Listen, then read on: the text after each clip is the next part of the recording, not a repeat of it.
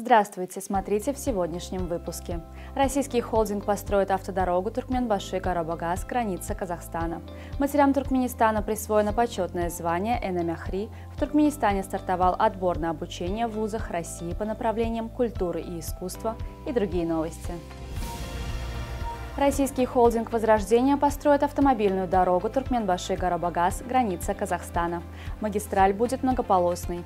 Вдоль нее будут установлены камеры наблюдения, внедрена цифровая система, созданы все условия для обслуживания пассажиров и грузоперевозчиков. Чертежи данной автомагистрали представил Гурбангулы Бердымухамедову в субботу руководитель холдинга Игорь Буката. 285 матерям Туркменистана присвоено почетное звание Энамяхри. Соответствующий указ подписал президент Сердар Бердымухамедов на заседании Кабинета министров в пятницу. Почетное звание Энамяхри учреждено в 2008 году. Оно присваивается матерям, родившим и воспитавшим 8 и более детей. Удостоившиеся почетного звания пользуются социальными льготами. Им предоставляется право бесплатного пользования услугами зубного протезирования, коммунальными услугами, общественным транспортом. Министерство культуры Туркменистана объявило о начале отбора на обучение по направлениям культуры и искусства в вузы Российской Федерации на 2023-2024 учебный год. В вузы культуры и искусства Российской Федерации принимаются граждане Туркменистана не старше 35 лет, имеющие общее среднее или среднее профессиональное образование по результатам вступительных экзаменов на конкурсной основе. Прием документов осуществляется со дня опубликования объявления по 13 марта 2023 года в Ашхабаде приемной комиссии Туркменского государственного института культуры. По случаю Международного женского дня в культурном центре нефтегазового комплекса Туркменистана состоялся финал конкурса «Студенческая краса-2023». В финале выступили студентки, победившие на предварительных этапах конкурса, всего 21 участница. Согласно условиям конкурса, студентки демонстрировали свои творческие способности, широту кругозора, начитанность, а также исполняли песни и сценические номера. Кроме того, члены жюри смогли оценить мастерство девушек в приготовлении национального туркменского блюда, а также в рукоделии. Победительницей конкурса стала учащаяся второго курса ТГУ имени Махтумкули Гюнеш Максадова. Белавия установила минимальную стоимость билета по маршруту Минск-Туркменбаши на уровне $262 США. В настоящее время полеты в аэропорт Туркменбаши из Минска выполняются один раз в неделю по вторникам. Количество мест по минимальному тарифу ограничено, стоимость авиабилетов может меняться. Очередная партия гуманитарной помощи пострадавшим от землетрясения в Турции была направлена из Ашхабада на этой неделе. Национальным обществом Красного полумесяца Туркменистана был отправлен 7-тонный грузовик с гуманитарной помощью, состоящий из одеял, зимней одежды для взрослых и детей, обуви и предметов личной гигиены.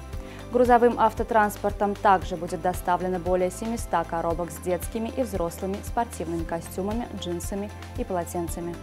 Орловская и Курская области России экспортировали в Туркменистан зерно и продукты его переработки. В перечень отгруженных сельскохозяйственных культур вошли пшеница, кукуруза, лен, рапс, ячмень, овес, подсолнечник и соя. Человечество стремительно толстеет. По прогнозам специалистов Всемирной Федерации по борьбе с ожирением, примерно половина населения Земли к 2035 году будут в той или иной мере страдать от этого недуга. Число людей с лишним весом растет во всех странах, но в регионах с низким уровнем жизни этот рост значительно быстрее. Если тенденция набора веса к человечеству сохранится, то к 2035 году ожирением будет страдать около 4 миллиардов человек. Самый старый живущий на Земле курицей в мире признана несушка по кличке Арахис из Мичигана, которая совсем немного не дотягивает до 21 года. Арахис пережила и своих родителей, и многих других питомцев, живших с ней на одной ферме. До 8 лет Арахис исправно несла яйца, теперь же она наслаждается заслуженным отдыхом, живя в одной клетке со своей дочерью, которой 15 лет. Теннисисты Туркменистана выступят на международном турнире для детей до 12 лет и младше в Израиле. Турнир пройдет с 5 по 12 марта в городе Хайфа. Юношеская сборная Туркменистана по тяжелой атлетике проводит учебно-тренировочные сборы в Зеленодольске. Туркменские спортсмены готовятся к юношескому чемпионату мира, который состоится с 25 марта по 1 апреля 2023 года в городе Дурас, Республика Албания. Сочи на своем поле обыграл ЦСКА в матче 18-го тура «Мир» российской премьер-лиги. Встреча завершилась со счетом 2-0. В составе победителей дублем отметился черногорский нападающий Лука Джорджевич. Для туркменского специалиста Курбана Бердыева эта встреча стала первой официальной в статусе главного тренера сочинцев. Нападающий Байера Сердар Азмун забил второй мяч в нынешнем сезоне Бундеслиги. Он отличился в матче 23-го тура с Гертой. Встреча завершилась победой Байера со счетом 4-1.